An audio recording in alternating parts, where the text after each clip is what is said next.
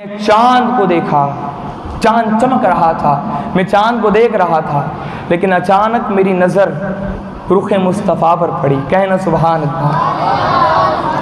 कहते चांद को देख रहा था, फिर अचानक मेरी नज़र रुखे मुस्तफ़ा पर पड़ी, तो मैंने थोड़ी देर रुखे मुस्तफ़ा को देखा, फिर मैंने चांद को देखा, फिर मैंने मुस्तफ़ा के चेहरे को देखा, फिर मैंने चांद को देखा, फिर मुस्तफ़ा के चेहरे को देखा। कई देर तक मैं चांद को देखता रहा, मुस्तफ़ा के चेहरे को देखता रहा। कहते मैं कंफ्यूज हो गया कि आखिर चांद ज्यादा चमकदार है या रुखे मुस्तफ़ा ज्यादा चमकदार है। कहते कि मैं कई देर तक चांद को देखता रहा, मुस्तफ़ा के चेहरे को देखता रहा, फिर आखिरकार मैंने फैसला कर लिया कि 14वीं रात के चांद से ज्यादा चमकदार भी अगर कोई शय है तो वो मेरे मुस्तफ़ा का चेहरा है, वो मेरे मुस्तफ़ा का चेहरा है। हजरत उमर फरमाते हैं कि ए रसूलुल्लाह अलैहि सलाम, ए मोहम्मद सल्लल्लाहु ताला अलैहि वसल्लम, अगर आप कोई और चीज होते तो ऐ मेरे आका आप 14वीं रात का चांद होते, आप 14वीं रात का चांद होते। हजरत सैयदना अबू बकर सिद्दीक रज़ियल्लाहु ताला अन्हु फरमाते हैं, जब भी रसूलुल्लाह के चेहरे को देखते तो हजरत सैयदना सिद्दीक अकबर कहते कि वो बरगुज़ीदा अमीन जो भलाई की दावत देता है, उस अमीन का चेहरा यानी हमारे नबी का चेहरा तारीकी में ऐसा चमकता, फरमाते हैं जैसे बदरे कामिल अंधेरे में ज़ोफिशा हो। या रसूल अल्लाह, आपका चेहरा अंधेरे में ऐसा चमकता कि अंधेरा खत्म हो जाता और हर जगह नूर ही नूर नजर आता। रुखे मुस्तफ़ा है वो आईना, क्या ऐसा दूसरा आईना न किसी के बज़्मे ख्याल में, न दुकान आईना साज में। ये मेरे मुस्तफ़ा का चेहरा। अल्लाह अकबर। शेख अब्दुल हक मुहद्दिस देहलवी रहमतुल्लाह अलैह फरमाते हैं कि रब्बे ज़ुल जलाल ने रसूल आज़म अलैहिस्सलातु वस्सलाम को मुकम्मल तौर पर मुकम्मल नूर के साथ दुनिया में नहीं भेजा, बल्कि पर्दों के साथ, कई पर्दों के साथ आका अलैहिस्सलातु वस्सलाम को दुनिया में रब्बे ज़ुल जलाल ने पैदा फरमाया।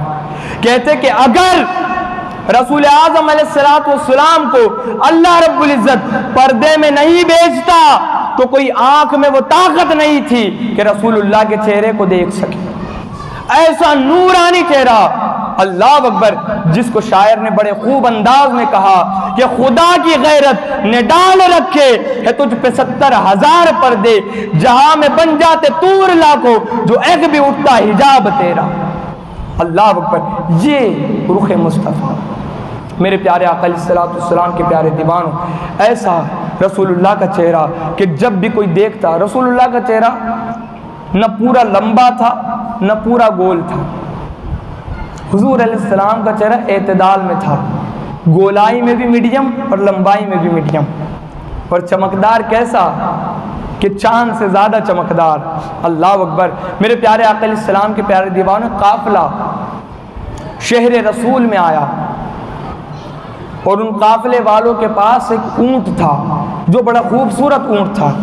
हुजूर अलैहिस्सलातु वस्सलाम चलते चलते उस काफिले की तरफ जा पहुँचे। हुजूर ने ऊँट को देखा तो हुजूर को ऊँट पसंद आ गया। हुजूर ने काफिले वालों से पूछा, बहुत गौर से सुनना, हुजूर ने काफिले वालों से पूछा, क्या ये ऊँट बेचोगे? उन्होंने कहा बेचेंगे। उन्होंने रकम बताई कि इतनी रकम में हम बेचेंगे। हुजूर ने कहा कि अभी रकम है नहीं मेरे पास, मैं जाता हूँ और रकम लेकर आता हूँ। हुजूर ऊँट को लेकर चल पड़े। वो सारे के सारे लोग टिकटिकी बांध कर हुजूर को देखते रहे, बस न नाम पूछा न पता पूछा, कुछ भी नहीं तफसीलात ली। हुजूर ऊँट लेकर चले गए। एक शख्स उनके पास आया और आकर कहने लगा, तुमने ऊँट बेच दिया? कहाँ बेच दिया? क्या रकम दी? कहा नहीं, रकम नहीं दी। क्या उनका नाम पता है? क्या नाम नहीं पता। कब रहते? कहा पता है नहीं। कौन थे? नाम हम कुछ नहीं पता। तो वह आने वाला कहने लगा कि वो तुम्हें लूट कर तुम्हारा ऊँट लेकर चला गया, वो झूठ बोलकर ऊँट लेकर चला गया, और तुम कर क्या रहे थे? तो एक शख्स कहने लगा कि यार उनका चेहरा इतना खूबसूरत था, मैं तो उनके चेहरे को देखता रहा बस। कहो ना सुभान। दूसरा कहने लगा यार उनके दांत मुबारक से रोशनी निकल रही थी, मैं तो उस रोशनी में गुम था। तीसरा कहने लगा मैं तो उनकी भवें देख रहा था। चौथा कहने लगा मैं तो उनके कद में गुम था। अल्लाह अकबर। तो कहने लगा वो तो तुमको लूट कर ले गया। तो पर्दे के पीछे खातून ने पर्दे के पीछे से कहा कि यार जिसका चेहरा इतना खूबसूरत हो वो झूठ बोल नहीं सकता।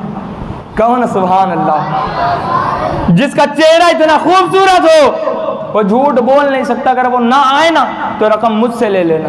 और कहने लगी तुम उसको जानते हो? कहा नहीं जानते, लेकिन चेहरा बड़ा प्यारा था। अल्लाह अकबर। तो ये आका का चेहरा। फिर हुजूर अलैहि सलाम के सहाबी आए और उन्होंने रकम दी और हुजूर ने तोहफे में खजूरें भी उनको दी। तो सारे के सारे लोग कहने लगे कि रकम बाद में लेंगे, तोहफा बाद में लेंगे, पहले उस शख्स की तरफ हमको ले चलो, उसके हाथ में हम कलमा पढ़ना चाहते हैं। तमाम काफिले वाले रसूलुल्लाह के चेहरे को देखकर मुसलमान हो गए। तो ये मेरे आका अलैहिस्सलाम का चेहरा। रब्बे ज़ुल जलाल ने हुजूर अलैहिस्सलाम का इंतखाब अपने लिए फरमाया तो नबी खूबसूरत ही होंगे ना यार, जिनके सदक़े में दुनिया बनी। अब दुनिया का तमाम इख्तियार मुस्तफ़ा जान रहमत सल्लल्लाहु अलैहि वसल्लम के इख्तियार में है। किताबों में आता है कि रब्बे ज़ुल जलाल ने जब कायनात को पैदा फरमाया, जन्नत और दुनिया और हर शय को, जितनी भी शय को अल्लाह रब्बुल इज़्ज़त ने पैदा फरमाया, तो हर चीज़ पर मेरे मुस्तफ़ा का नाम लिखा था, मेरे मुस्तफ़ा का नाम लिखा था। इसको यूँ समझिए कि मेरे पास ये घड़ी है। अब इस घड़ी के अंदर एक नाम है कंपनी का, लेकिन ये घड़ी अभी मेरे पास है। तो आप ये समझ जाएंगे कि हज़रत की घड़ी है और हज़रत का इख्तियार इस घड़ी पर, जिसे चाहे दे। कंपनी का नाम है, कंपनी ने बना दी, कंपनी क्रिएटर है, कंपनी खालिक है घड़ी की, बनाने वाली है, लेकिन अब ये घड़ी मेरे पास है। तो आप जान जाएंगे कि ये मेरे इख्तियार में है। तो रब्बे ज़ुल जलाल ने जब कायनात को और हर शय को पैदा फरमाया तो अपने नबी का नाम लिखकर लोगों को बता दिया कि बनाने वाला तो मैं हूँ, लेकिन इख्तियार मेरे मुस्तफ़ा का है। जिसको आला हज़रत यूँ फरमाते हैं वो है खालिक, ये है मालिक, रिज़्क़ उसका है, खिलाते ये है, वो मालिक कौनैन है, वो पास कुछ रखते नहीं, दो जहां की नेमतें हैं उनके खाली हाथ में। जिसे चाहे दर पे बुला लिया, जिसे चाहे अपना बना लिया।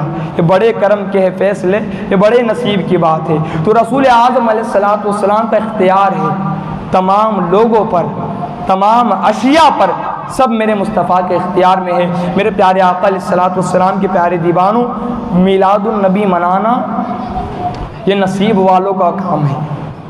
बेनसीब मिलादुन नबी को नहीं मनाते। वो किसी ने पूछा था ना कि मिलादुन नबी मनाना कहाँ लिखा है, तो उसने बड़ा खूबसूरत जवाब देते हुए कहा कि मिलादुन नबी मनाना सुन्नियों के नसीब में लिखा है, सुन्नियों के नसीब में लिखा है। तो मेरे प्यारे आका अलैहिस्सलाम के प्यारे दीवानों, मिलादुन नबी मनाइए, लेकिन मिलादुन नबी मनाते हुए मिलादुन नबी के मैसेज को भी समझिए। रसूलुल्लाह अलैहिस्सलातु वस्सलाम ने जो पैगामात दिए और हुजूर अलैहिस्सलातु वस्सलाम ने बड़ी कुर्बानियों के साथ इस दीन को हम तक पहुँचाया। मेरे भाइयों, उस दीन की हिफाजत करना अब हमारे ज़िम्मे पर है। लेकिन आज कौम के नौजवान बस लगे हैं इधर उधर लगे हैं, किताबों से दलाइल दो। अगर वो रसूलुल्लाह अलैहिस्सलातु वस्सलाम के चेहरे को देख लेते तो वाकई में आका अलैहिस्सलाम के हुस्न को देखकर वो ईमान ले आते। लेकिन बेदेखे ईमान लाना, तो रसूलुल्लाह ने फरमाया ना कि जिन लोगों ने बेदेखे ईमान लाया उनका ईमान अफजल ईमान है।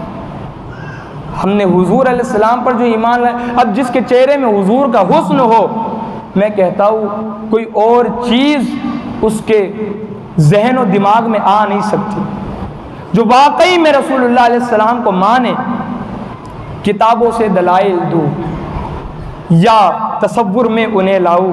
कोई मुझसे पूछ बैठा है मेरा महबूब कैसा है, तो जब रसूल की सीरत को देखेंगे, जब कदमों में जबी को रहने दो, कदमों में जबी को रहने दो, चेहरे का तसव्वुर मुश्किल है। कदमों में जबी को रहने दो, चेहरे का तसव्वुर मुश्किल है। एड़ी है कमर से ज़्यादा रोशन, रुखसार का आलम क्या होगा। तो मेरे प्यारे आका अलैहिस्सलाम के प्यारे दीवानों, रसूलुल्लाह को पहचानो, हुजूर की सीरत पढ़ो और देखो, ये समझ लो कि दीगर चीज़ें काम आने वाली नहीं है। मरना है, कब्र में जाना है। अगर रसूलुल्लाह से वफादारी के साथ इस दुनिया से गए तो आखिरत बन जाएगी, लेकिन अगर सिर्फ 12 दिन के मिलादी बन गए, 12 दिन के सुन्नी बन गए और रसूलुल्लाह अलैहिस्सलाम को दीगर दिनों में भूल गए, तो मेरे प्यारे आका अलैहिस्सलाम के प्यारे दीवानों, ये धोखा है, ये बेवफाई है। तो रसूलुल्लाह से इश्क कर रहे हो, ज़बानी ना करे। अल्लाह ताला हम सब को मिलादुन नबी के मकसद को समझकर ज़िंदगी के लम्हात गुजारने की तौफ़ीक़ अता फ़रमाए। अस्तग़फ़िरुल्लाह रब्बी मिन कुल्लि ज़ंब व अतूबु इलैह व मा अलैना इल्लल बलाग। अस्सलामु अलैकुम। सलाम के लिए खड़े हो जाए।